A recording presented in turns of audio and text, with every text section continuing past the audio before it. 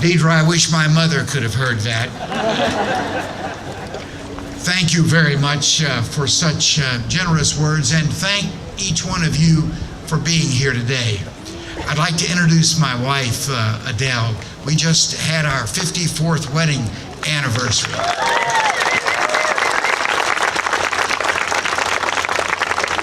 And as we drove in this morning, came through the main gate of the park, Adele said, "What a fabulously beautiful place." And she stopped and we took pictures of some of those beautiful oak trees that frame the entrance. This is truly a reaffirmation of God's creative spirit, that He gave us this place and this day and this cause. Reverend Hunter talked from the spiritual. I feel a spiritual uplift whenever I am at a place like this and with people like you who care so much.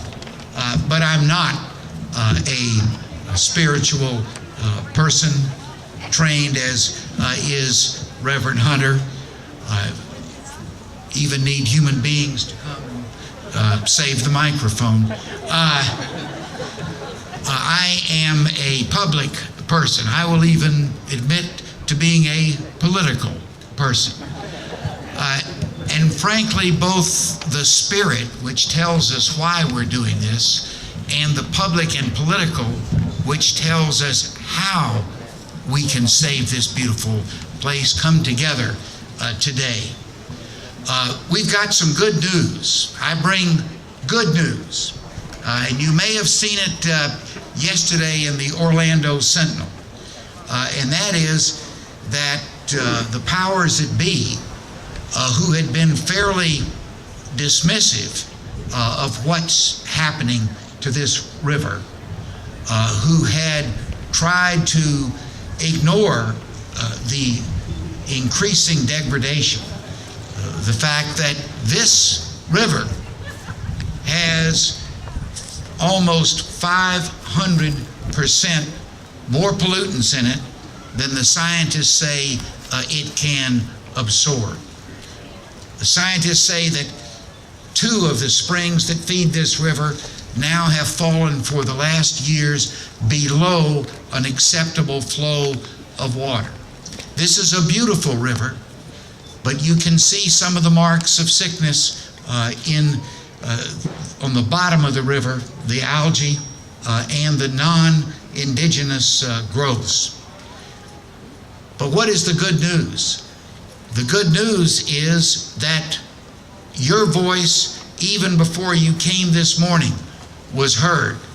And we've now received the message that we are going to start paying attention to the Wekiva, and that we commit to developing a plan and implementing a plan for its restoration and rejuvenation.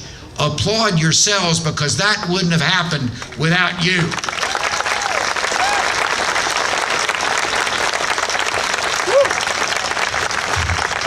Someone said what we need to do to save the other 300 springs in Florida is to have an event like this every day.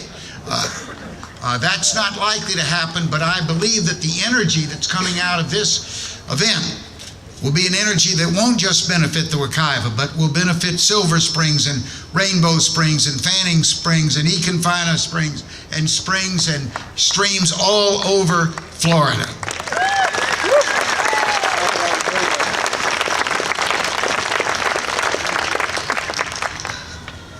The Reverend talked about the responsibility that we were given by God and is expressed in Genesis. I'm going to be a little more parochial than that. I'm going to talk about what we as Floridians have been charged to do. Does anybody question the fact that we live in one of, if not the most beautiful and by nature endowed spots on the planet Earth?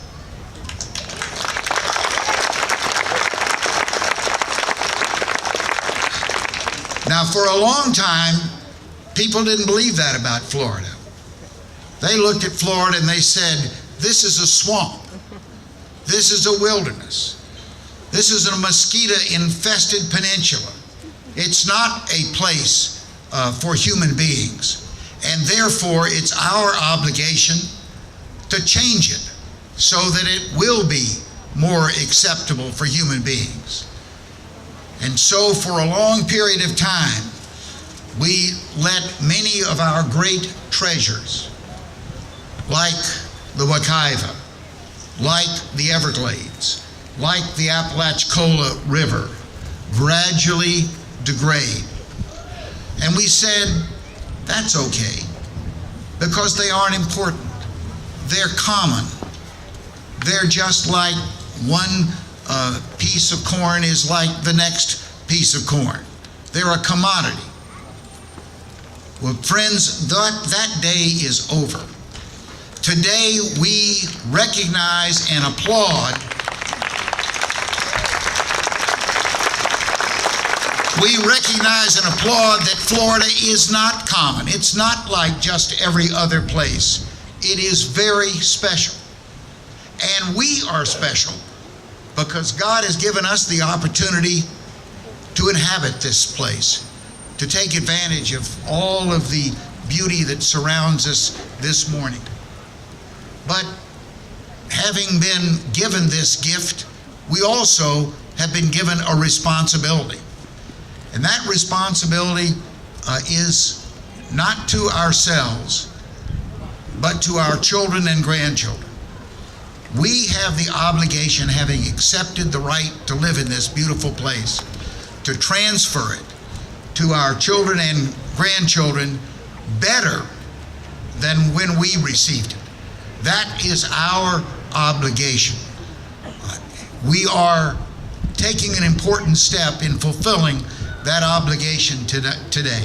We are bringing to the attention of the people who own that river and for whom it is our obligation to see that what they own is prudently cared for. We are educating ourselves with the displays and with the opportunity to talk with knowledgeable people about what's happening to this river and what we can do to reverse the damage. We are talking to the future of Florida with our children and grandchildren. So friends, we have the privilege of living in one of the world's great treasures, and with that we have the responsibility to see that for hundreds of years in the future there'll be our progeny will be able to stand at this very place and look at that river and see it as an even cleaner, better, more beautiful water body than it is today. That's the message for today. We've got a lot of work to do to fulfill that message, but I don't know any group of Floridians or any group of people anywhere who are more committed, more caring, and more willing to see that we fulfill our obligation to protect, preserve, and enhance this beautiful gift from God. Thank you.